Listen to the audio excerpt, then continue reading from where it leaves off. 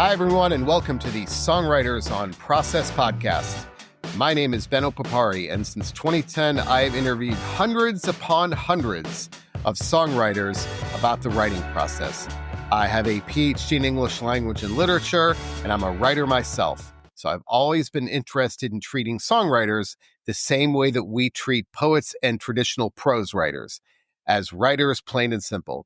There is no talk of how bands get their name, favorite tour stories, favorite foods, band drama, or anything else.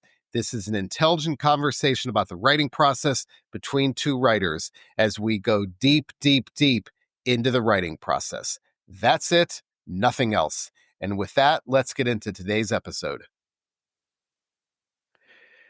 And today it's another good one, another legend, Suzanne Vega, her new album, Flying with Angels, on Cooking Vinyl Records. Hey, listen, you know Suzanne Vega from songs like Luca, Tom's Diner, and I talk a lot with songwriters about the importance of movement to the process. When you're stuck or even when you're not, nothing like a good walk. And every songwriter tells me that. I don't think any songwriter has ever said, yeah, when I'm stuck, I stare at the wall. It's always, I go out for a walk. I mean, any writer will tell you that. And here's proof that she wrote Tom's Diner on a walk. She left the diner, walked down Broadway, and the song came to her as she was walking. So there you go. There's proof. Other than that, though, this is an expansive discussion of the creative process. I love that she has a house on the water on Long Island. She lives in the city, New York City, but she has a separate house that she goes to when she wants to write on Long Island. And on that desk, there are two things that are always in that house: a thesaurus and a rhyming dictionary, and they're always there waiting for her. And I love that.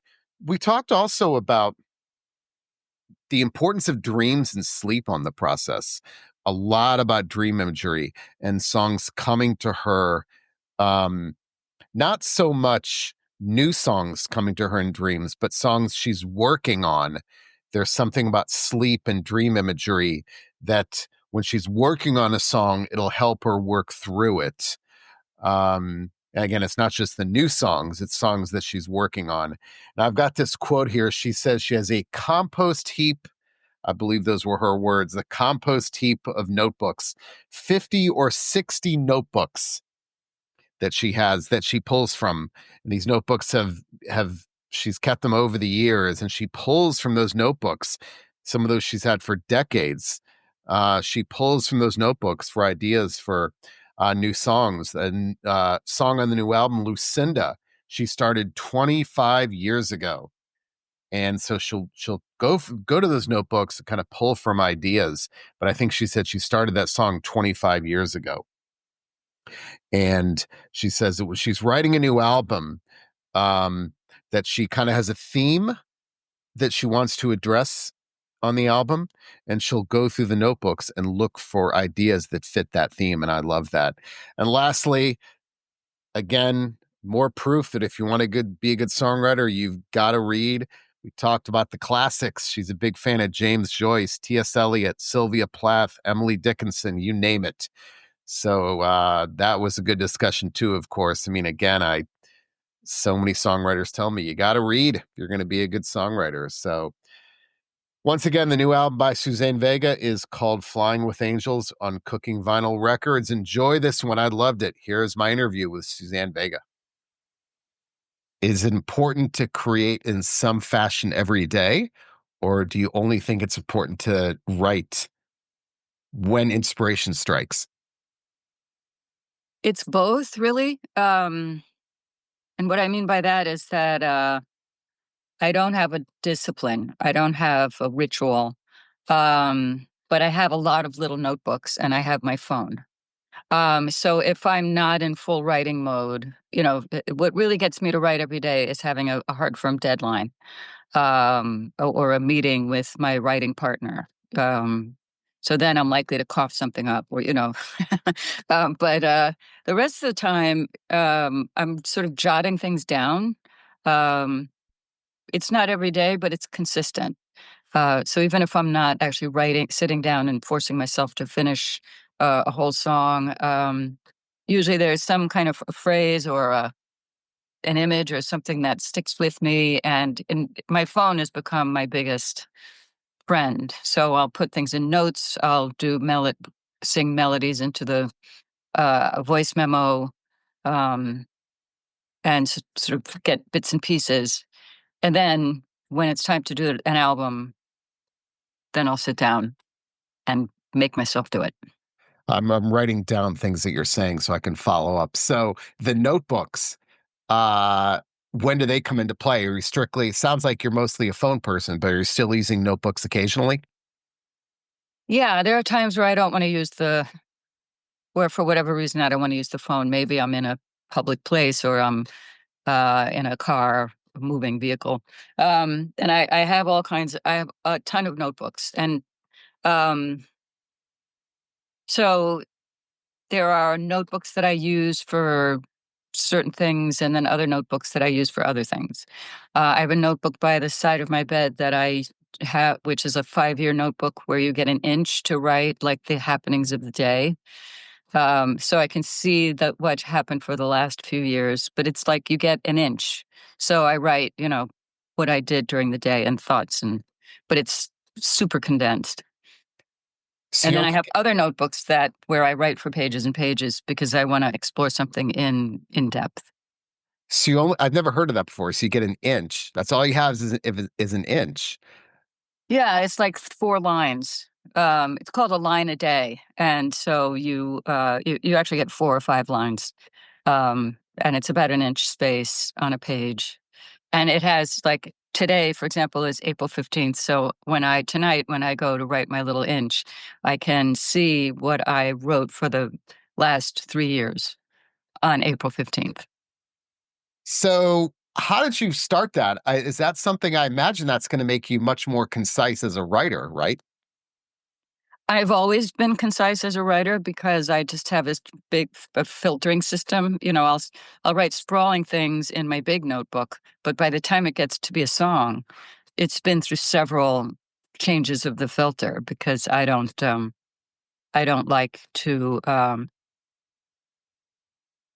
don't like to just go out and spew forth any random thing that I'm thinking. That doesn't work for me. So for the notebooks, then there's a notebook for I guess maybe there's some notebooks are not for songs. Are they all song related in some fashion? No, they become uh, songs if I'm lucky. Most of it is complaints about random things. So hopefully most of it will not become songs.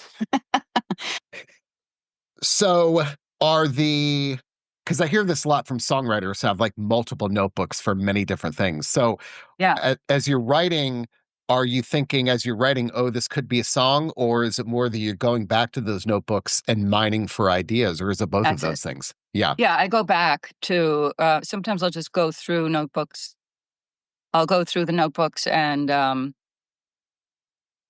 if something jumps out at me, I'll make a note of it. I'll copy it into a different.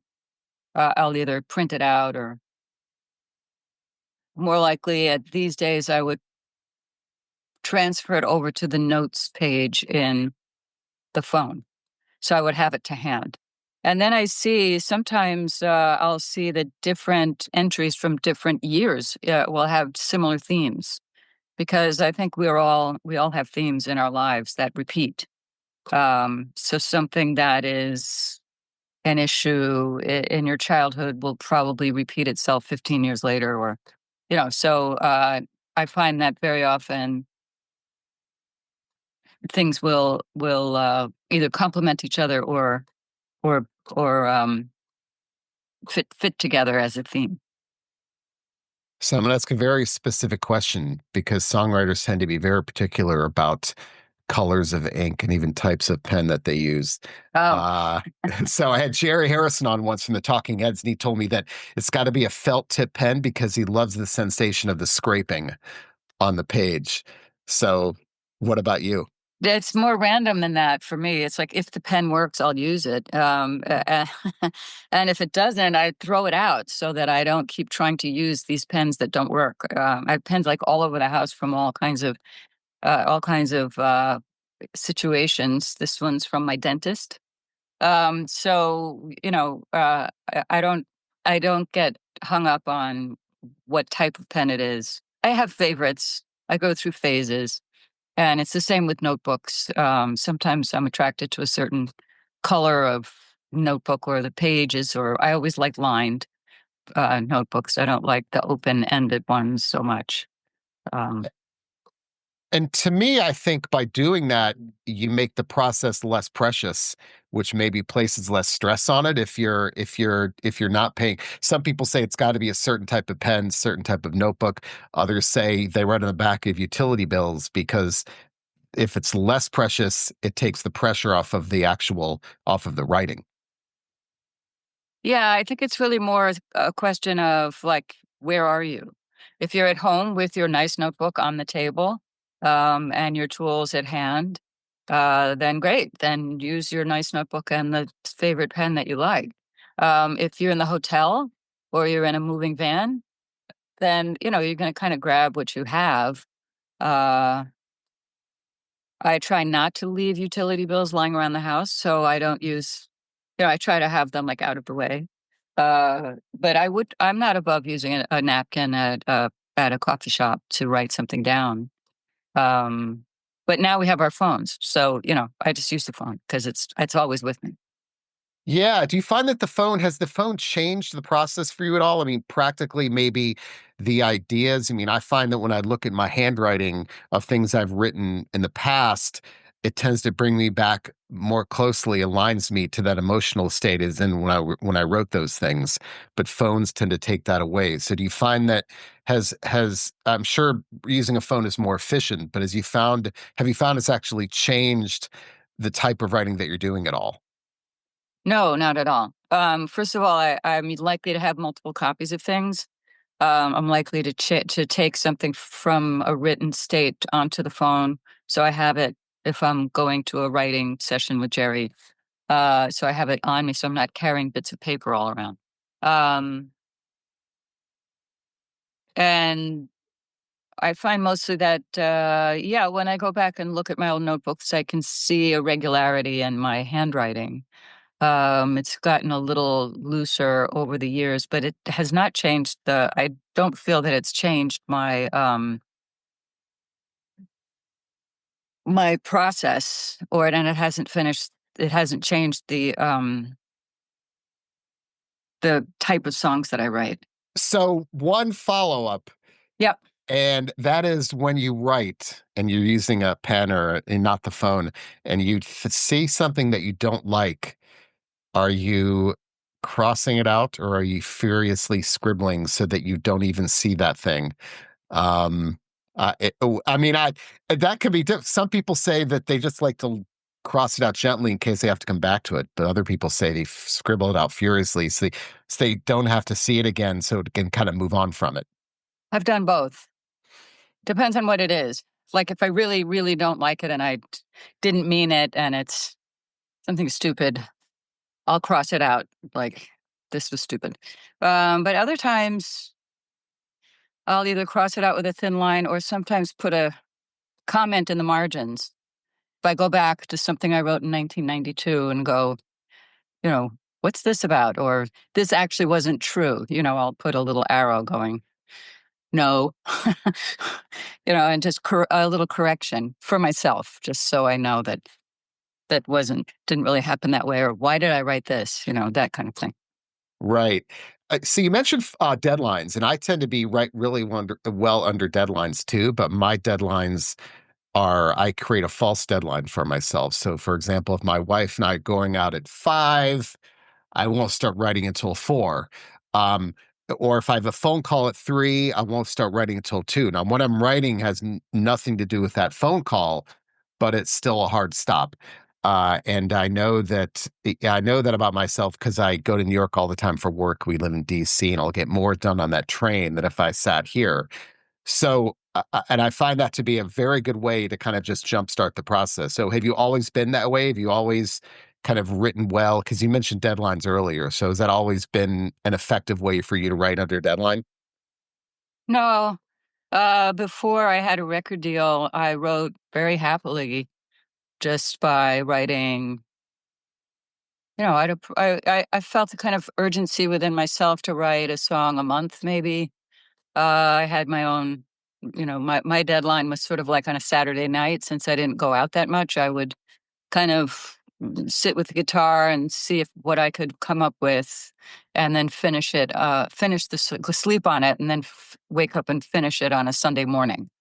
Because usually, if there was some issue or some mystery about the song, sometimes I would get a good uh, clarity in the morning. And that's something that still happens for me. There's a couple of songs on this album where I woke up with a like a directive, like do this or try that. Um, and I still find that that works. But um, after I got for the first album, all the songs were done. The second album was a nightmare of what I used to feel that I was hanging by by my nails from a cliff, because everybody was harassing me about deadlines, and we need the vocals. We need the vocals, so you have to finish the lyrics, but you can't have vocals without lyrics. Or I suppose you could, but as a songwriter, that's sort of defeats the purpose. Um, so I learned a technique there of just sitting down with the thesaurus and the rhyming dictionary and just acting as though it were a crossword puzzle, and just like, just doing it from the least emotional standpoint possible. It's just like, what's the idea here? What words rhyme, and what words would be better? If the thesaurus is good for like figuring out, okay, that word's awkward, and what's a better word? So that helps with those deadlines. So when you're doing that, then you go to the thesaurus first. You'd go to the thesaurus first and then see what rhymes with that word. Sometimes, yeah, or sometimes it's the other way. Sometimes I go to the rhyming dictionary and see, okay, if the theme here is transcending the earth, which is something I was writing about, and I look at everything that rhymes with the setup, of the first line. Um, what is there that comes alive for me in all of these words, 25 words or whatever? Are there a few here that could lead me down a certain path of one way or another? But if it's not going well and I feel stuck, I'll go to the thesaurus and say, okay, what are we really talking about here? How can we fine tune this?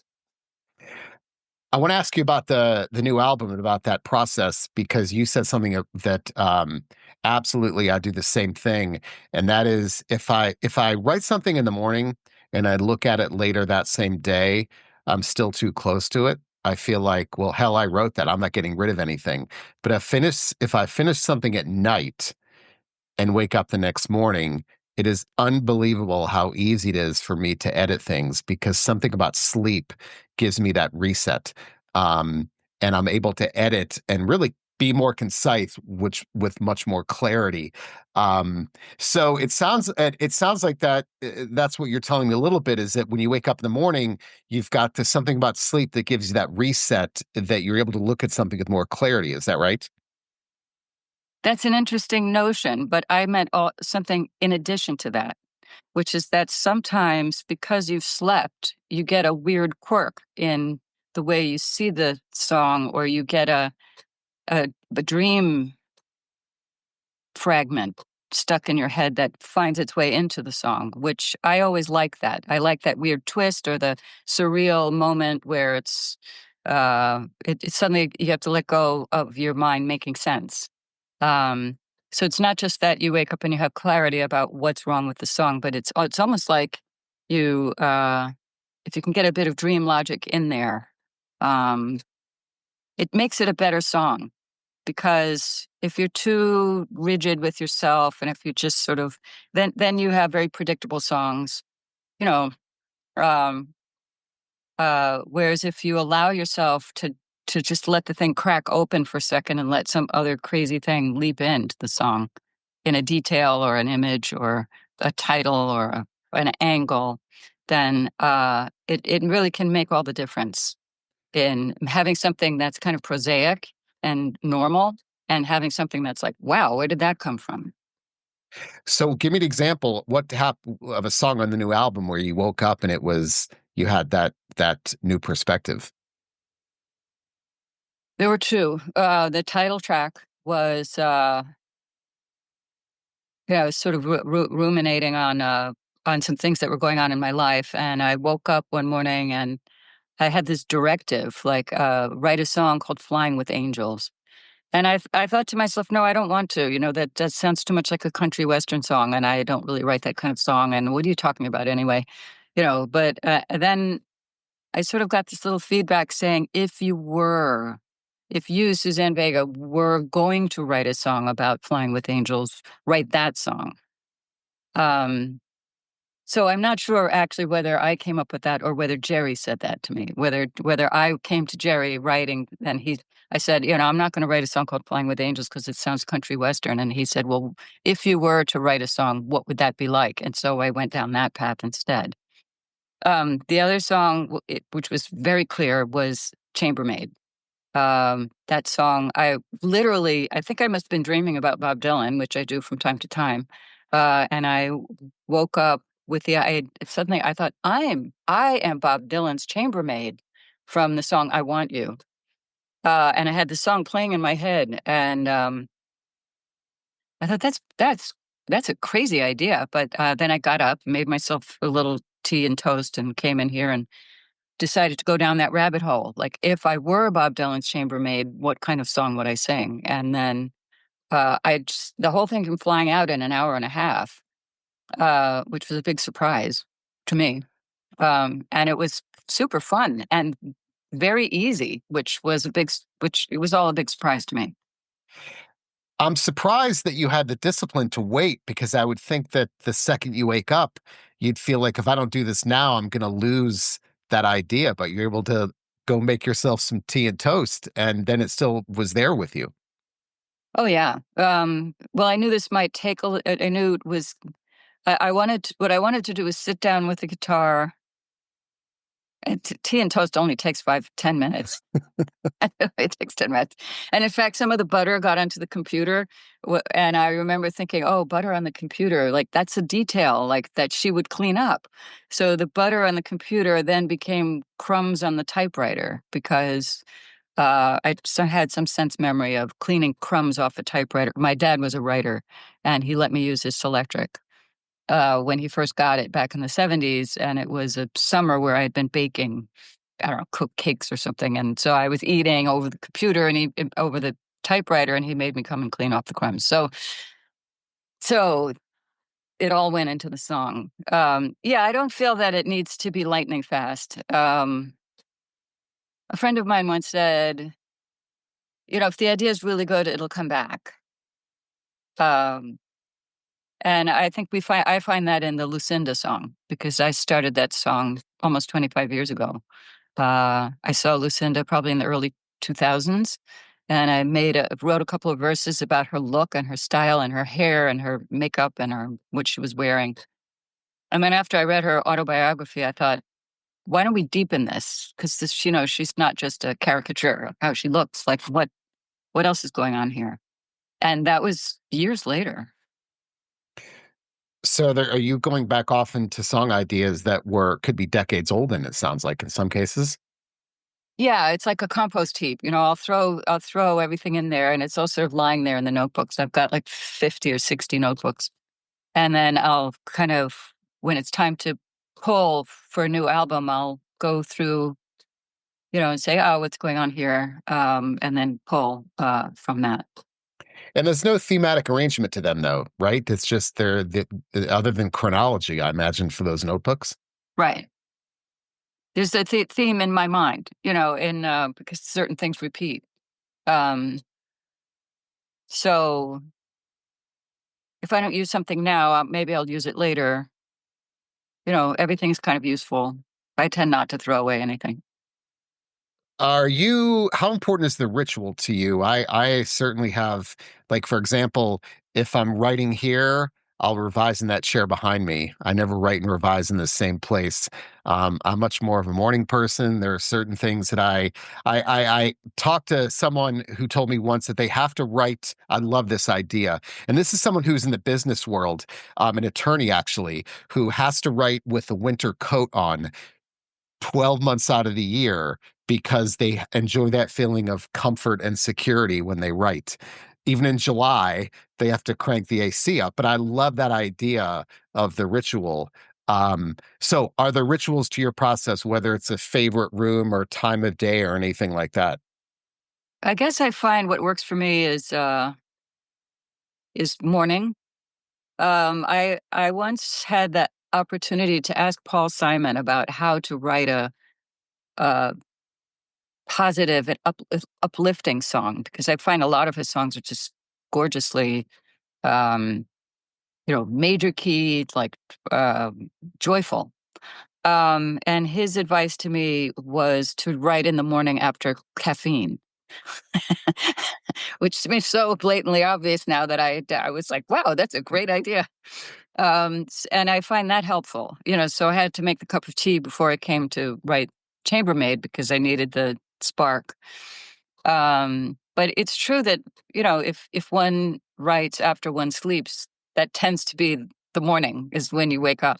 So I do find that helpful, but it's not a hard and fast ritual for me at all. I've been writing songs for so long now that I think I've worked under every single possible condition. I can't think of a way I haven't written a song. I mean, I've done it all kinds of ways, all times of day, with partnerships, by myself, on the guitar, songs jumping into my brain fully formed, titles, images, melodies, guitar lines, just a little riff. Any of those things can spark a song. So I don't hold myself to any particular ritual. I'm just like, whatever works. So, when you're home, then there's not a room or a place like that where you just tend to naturally go. Yeah, it's this room, but on the other hand, because it's my office and it's a nice big office, if I sometimes I have people staying here. So, like, if my daughter's here or her husband's here, then I go to the other room. My brain becomes my room. It's really like just sit down and get yourself like in the mood and whatever works. So that's what I do. If it means I have to leave the house, that's also what it means. If it means if I have to go to some coffee shop, I would do that as well and try and figure it out. I've written on moving buses. I had this little song the song that became um Love Thief.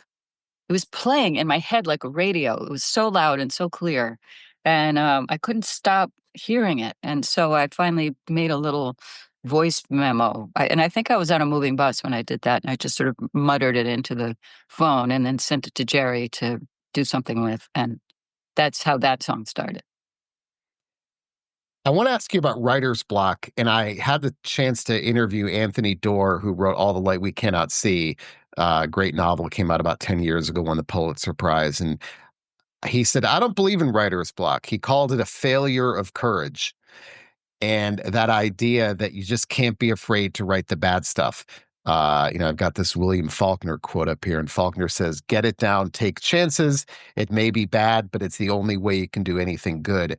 And I would always assign my students the essay "Shitty First Drafts" by Anne Lamott, because that's her whole premise is you can't be afraid to write the bad stuff. And I think what Dor was saying was writer's block happens because we're afraid to write badly. So I'd love to get your take on that with writer's block. And do you think that even is something that exists? I think it's something that exists. I mean, I was suffering from it with that one song. This transcendent song was really bothering me because I kept having this recurring image of this person rising between the alleys, and I couldn't figure out what I was talking about or what this meant or why should I even write about this thing. Or, and in the meantime, we had this track, and it was a beautiful track. And I was just, I, you know, that's partly why I think I was so relieved to see Bob Dylan in my dream because he's a kind of mentor figure, and I thought, how am I going to finish this? How am I going to finish? I don't even know what I'm talking about here. Like, why do I have this recurring image, and what does it mean, and blah blah blah. So, I was definitely in the throes of a kind of writer's block.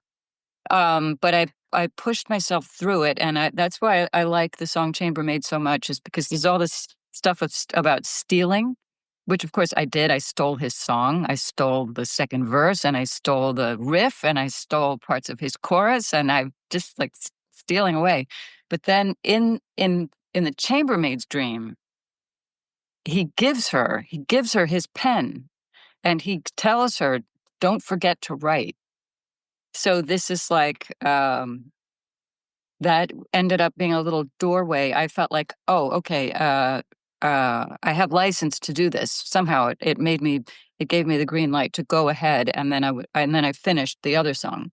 Um, so there's some little turnabout that happened there, that allowed that door to open so I could finish the song that's now called Alley, which is about the song about transcendence. Joseph Conrad, there's a story about Joseph Conrad where he says he writes like a 15-page letter to his cousins about how he has writer's block, and skimming over the fact that missing the fact that he's writing a 15-page letter about why he has writer's block. Right. And I've always, for me at least, writer's ruts happen not because I don't know what to say, but because I don't know where to begin.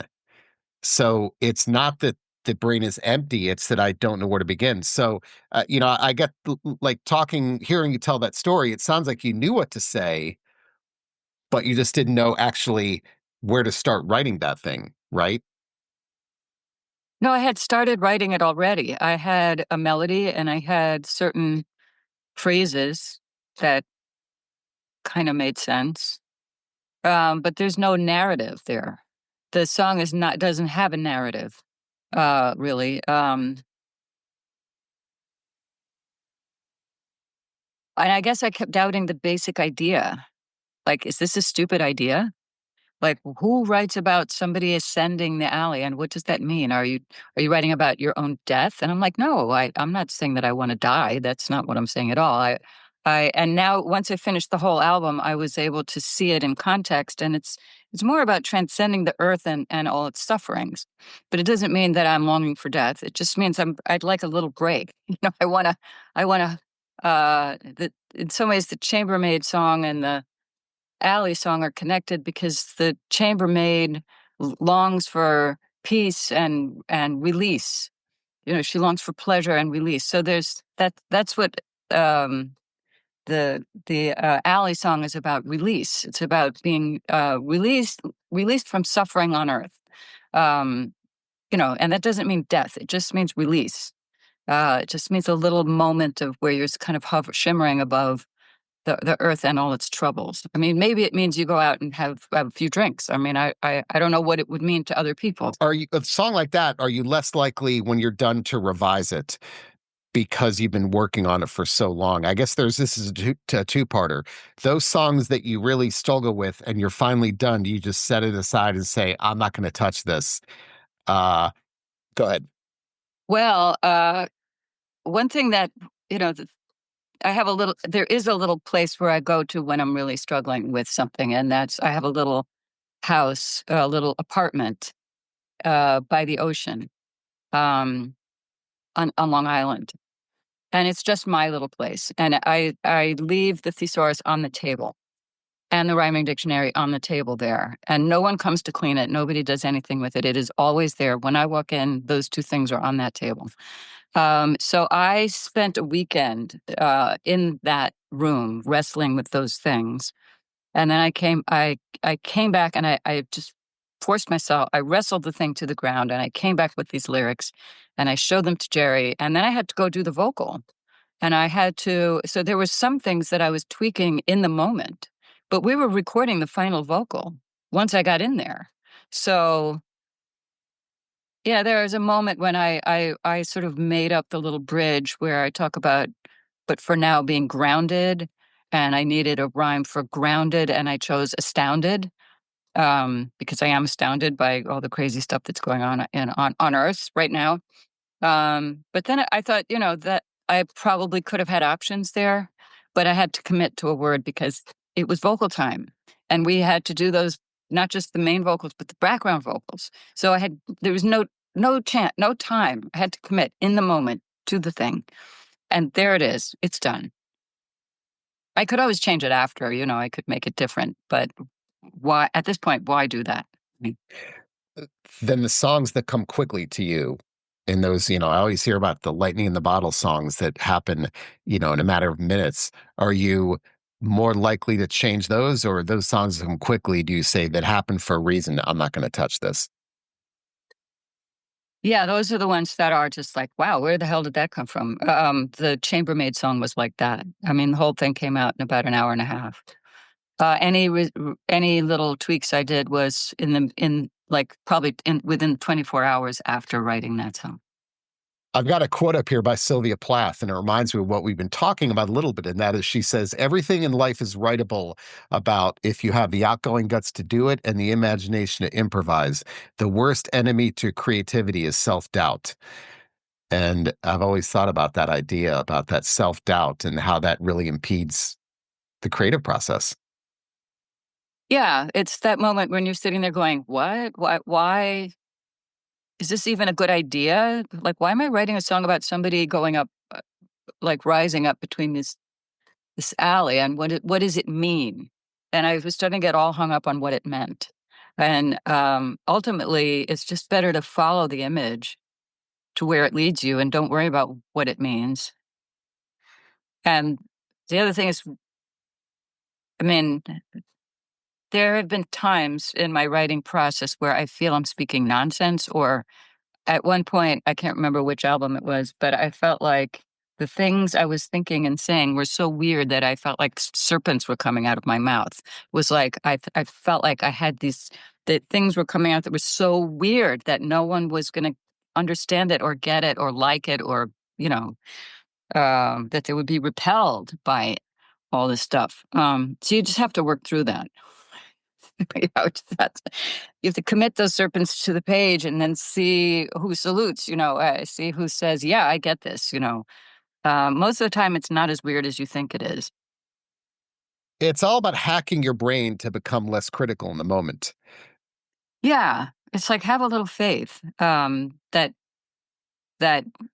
it'll, that as long as you have those tools to make it work, the rhyme and and the word and the melody, that's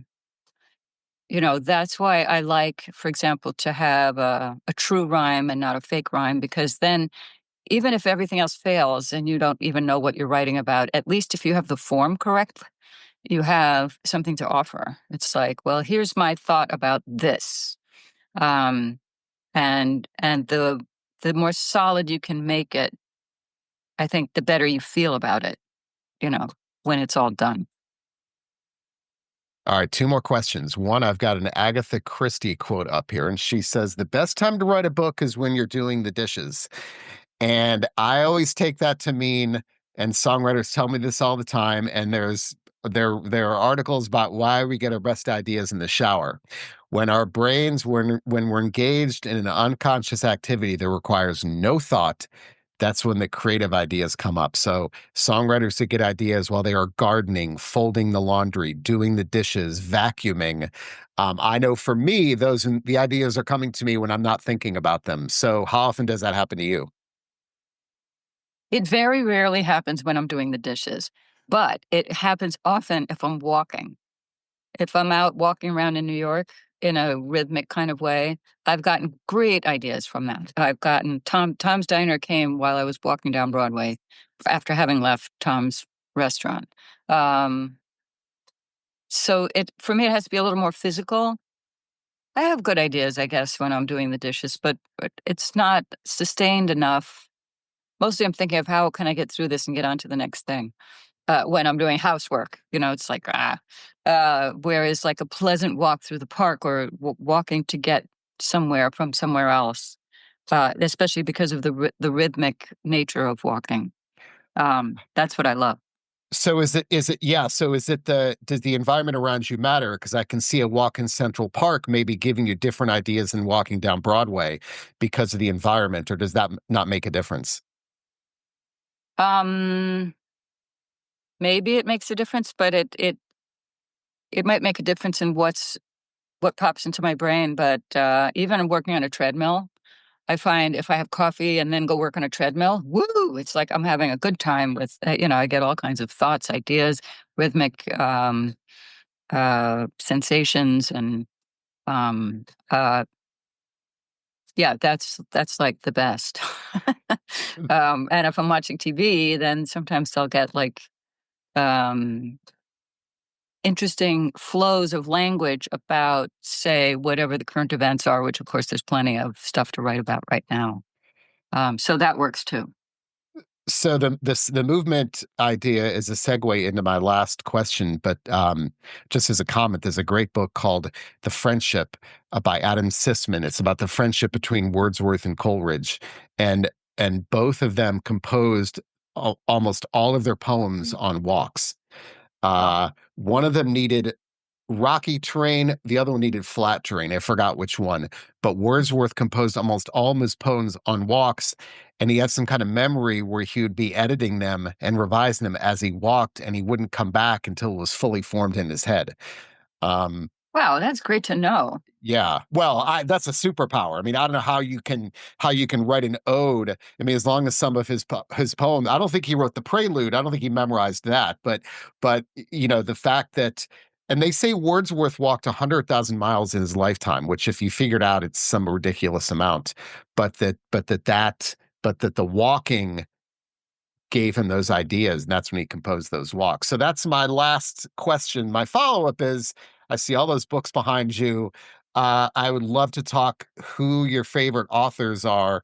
Are you a genre person? Are you an author person? For me, when I read a book, my initial thought is I want to get another voice in my head. It's never I want to read something by that same author. Which is why I like short story anthologies, but I'm always making sure I'm reading every day. So I'd love to know, and I know you like poetry, and sadly, very few songwriters read poetry, which is devastating to me. Oh, Um, so yeah, yeah. I do read poetry. I do read poetry. I love poetry, but I also read other writers. I think James Joyce is probably one of my favorite ones because of his the lyrical way he tells a story, and the details he puts in and what he leaves out. Um, and the way he describes atmospheres, I guess, of the weather, uh, and certain characters. I just love all of it. I go back to him a lot. I guess the poets I've really loved. I love T.S. Eliot. There's something about the poems like the Love Song of J. Alfred Prufrock and some of his Burnt Norton. Again, it's that the sense of atmosphere of the time of day and place, and even the era that they were living in. Like when he says that there's a cab on the corner and that the horse steams and stamps. That's an interesting moment because we still have cabs. We still use them. We call them, but there's no more horses. We don't use the horses. But other than that, you, it's a very modern poem. Um, so I love T.S. Eliot for a number of reasons. And the other poet I think of right away is Sylvia Plath because of how she used the language. She and Emily Dickinson both used language in these short words that have a lot of repeating vowels, sounds, to the point where sometimes when you first hear them, the meaning is so opaque that you can't figure out what are they talking about, and there is a sense to it, but well, at first all you hear are like round O sounds or with consonants attached. So I really liked that idea of using that technique in a song. So a song like Luca um, has those short words with consonants in them, simple phrases, and so it's good sometimes to think about your language and what are you going for. Well, that's the way E. Cummings is too. I mean, I love E. Cummings. Yeah. we had at our wedding, we had Somewhere I Have Never Traveled Gladly Beyond, which is, I think, one of the greatest love poems ever. And the last line is, "Nobody, not even the rain, has such small hands." And that just gives me chills to even say that because it's just an amazing line. But Yeah. he's one of those writers too that it's the language is so playful and it's so simple, but there's 20 layers under those things that he's saying. Yeah. Yeah. Exactly. So, I mean, those are some poets that resonate with me. Not all poets do. I try and read some more modern stuff, and sometimes I just can't enter the world that they're presenting, or maybe I just don't get it, or um, but the poets that I love, I really love, and I love for life. And that's it for today's episode. Hope you enjoyed it. Don't forget, you can find all the episodes on all major streaming platforms and also at the Songwriters on Process website. That is at songwritersonpodcast.com. Pre 2020, this was not a pod. I was transcribing all of the interviews. So you can find all of them, hundreds of them, many hundreds of them on the Songwriters on Process website. You'll find both the transcribed interviews and the pod there. Take a deep dive, spend a day. These are great conversations with songwriters just about the writing process. Also, my book, Desolation, a Heavy Metal Memoir by Mark Morton with Benno Papari, is out now worldwide on Hachette Books. You can find it online in all major bookstores. Mark is a good friend. He is the guitarist in the metal band Lamb of God, and it's his memoir. Again, that is called Desolation, a Heavy Metal Memoir by Mark Morton with Benno Papari. I am biased, but that's a damn good book. My email, ben@songwritersonprocess.com. Send me an email. I'd love to hear from you. I'd love suggestions, questions, comments. People always email me and tell me who they want to see on the pod next. You never know. Send me an email, ben@songwritersonprocess.com. That's it for me, everyone. Have a great day.